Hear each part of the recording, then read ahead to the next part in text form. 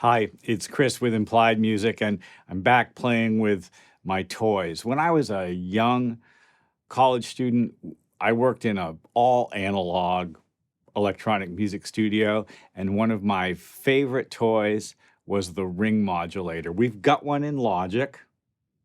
Let's take a look at it.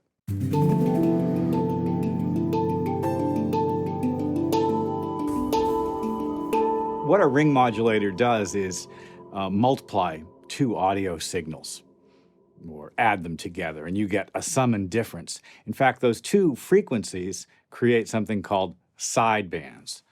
Back in the day, the diode circuit was formed in a ring, which is why it's called a ring modulator. But these days, we have just a plug-in. Here are 3 ring shifter plugins, and I've set them up on aux sends from an audio channel from a Contact Instrument. Oh, let's just kind of take it step by step. First of all, I love Geosonics. It's this beautiful instrument from Sonic Couture that combines samples of like tonal instruments with found sounds recorded out in the wild. Listen to this beautiful.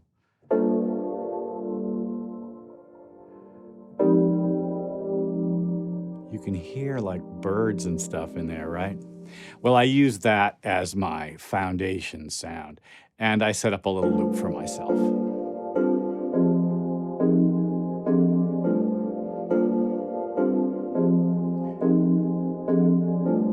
We're not going to hear that anymore because what I've done is, and you can see it over here on my channel strip, created 3 buses, and these are pre-fader buses. And that means that even if the fader slider is turned all the way down, I'm still streaming audio out the bus. Those 3 buses are going to 3 separate aux channels. And what I've decided to do is send those aux channels out their own bus 4, to what I'm calling the mod channel. Little EQ, little compression on that. Okay, so what's going on each of these channels? Well, let's take them one at a time, because what I've done is inserted a ring shifter into it. Now, what a ring shifter will do is take the input signal, and called a modulator, and modulate it against a carrier signal.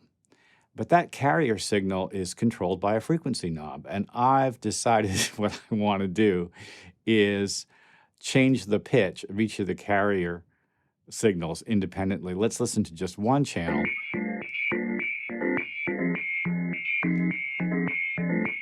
Oh man, that is such a cool sound. I'm going to turn this down and talk a little bit. Now, you can see what's happening here. The frequency is changing, but I want to draw your attention to a couple of other controls on the ring shifter, because the ring shifter allows us to modulate the pitch also with an LFO, which I have turned on, of course. You see the LFO slider here. It could be 0 or negative or positive, right? Anyway, over here in the LFO section, you can sync the rate of the LFO. I've synced it to 1/8 notes. And I've set the symmetry so that it's like kind of a pulse. Oh, it's sort of square wave. Is it a pulse wave? Is it a square wave? You know, you get the point. It can be smooth too, but I kind of don't want it smooth. I kind of want those sharp images. Okay, let's bring that back in, and I'm going to leave it pulsing there for us. And I'm going to turn on the right channel. Oh boy, now we're cooking with oil. We've got 2 separate ones going on. That's this one over here. It's set to quarter notes instead of 1/8. Same deal, and I'm modulating its pitch. Let's turn on the middle one. It's set to 1/8 notes too, but let's do this. Let's set it to halves. There we go. Now, if I turn that down a bit, yep, and sneak in my original track,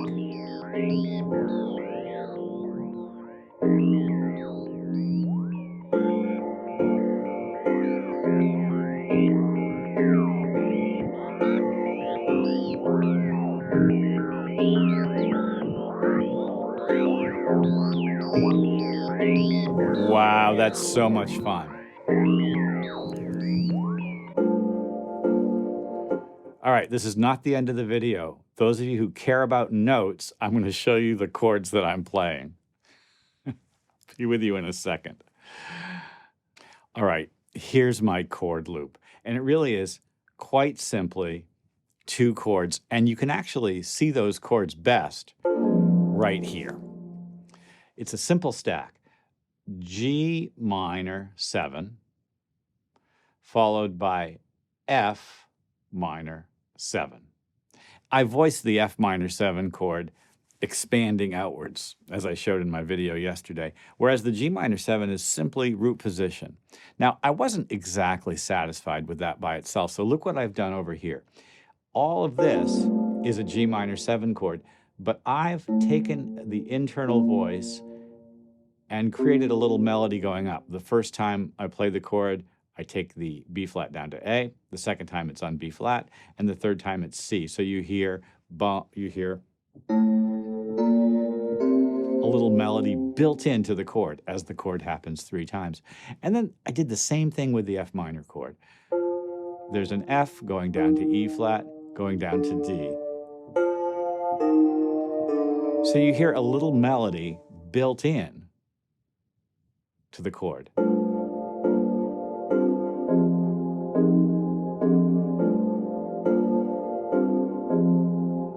So even if it's a simple 2-chord pattern, we still have some animation and some life in it.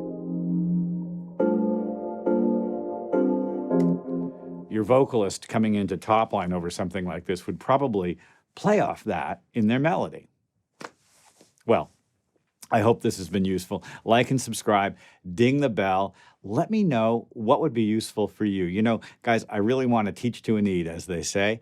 And I think there must be stuff you're particularly interested in. Just today, I was able to answer a question about compound meters directly, which made me very happy just by dropping a link in from one of my previous videos. I tell you what, that's pretty satisfying for me. I'll